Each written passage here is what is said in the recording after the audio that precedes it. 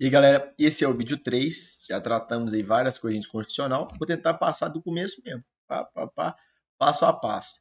Tá? E coisas que muitas vezes são esquecidas, né? Porque como não está na Constituição, vem de doutrina, então a gente acaba negligenciando aí e a banca bate, tá? Então nós vamos trabalhar hoje aí os poderes, né, da Constituição, os poderes aí constitucionais. Olha só, a gente tem 3 poderes, né? Originário, derivado e o difuso. E dentro do derivado há uma subdivisão ali em 3 campos, tá? Que é o mais comum da doutrina.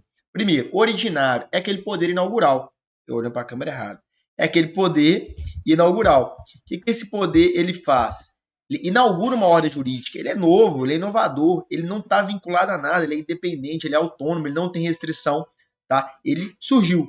É uma ruptura constitucional em que há um novo texto constitucional e esse novo texto constitucional pode trazer qualquer disposição, tá? Doutrina entende o seguinte: tratados internacionais nos quais aquele país seja signatário limitariam a Constituição.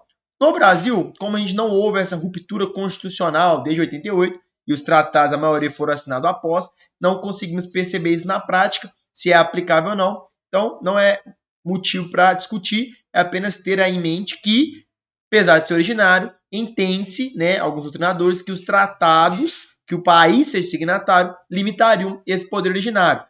Qual que é a regra? É ilimitado. Não caiu na prova lá, pode marcar que o poder originário ele é ilimitado, ele é inovador, tá? Ele rompe uma ordem jurídica anterior, ele não é restrito, ele faz tudo, bom?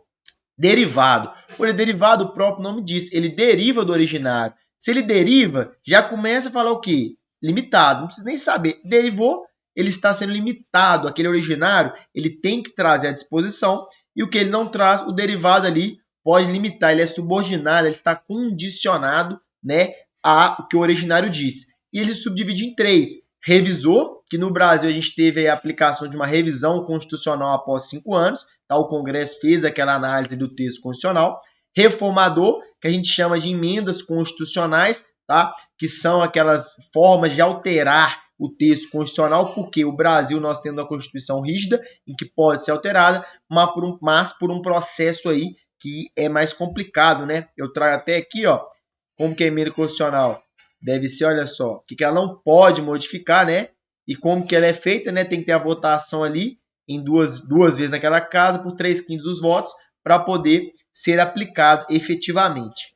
A gente tem um poder aí derivado decorrente, que é a capacidade que cada Estado membro tem de elaborar sua Constituição. O que ele pode conter na Constituição? Critérios residuais e critérios que não são vedados pelo originário, ou seja, o texto constitucional ele vem, o que ele pode fazer, e se ele não limitar derivadamente, decorrente, a gente tem as constituições estaduais, igual Minas Gerais tem a sua Constituição, cada estado aí tem a sua Constituição com as suas disposições, né? Eu falo aqui em Minas Gerais que a gente tem um foco aí na segurança pública, na disposição das polícias e corpos de bombeiros militares, da polícia civil, da polícia penal. Então, tudo isso aí vem dentro da Constituição estadual. Terceiro poder, tá? Originário, derivado e o difuso, ele veio sendo construído aí ao longo de tempos, tá? É o que a gente chama de mutação constitucional, ou seja, quando a gente começa a ter uma interpretação da norma ali pelo Poder Judiciário, né, pelo STF ali, de uma interpretação aplicável dentro da realidade, a gente traz que há esse poder.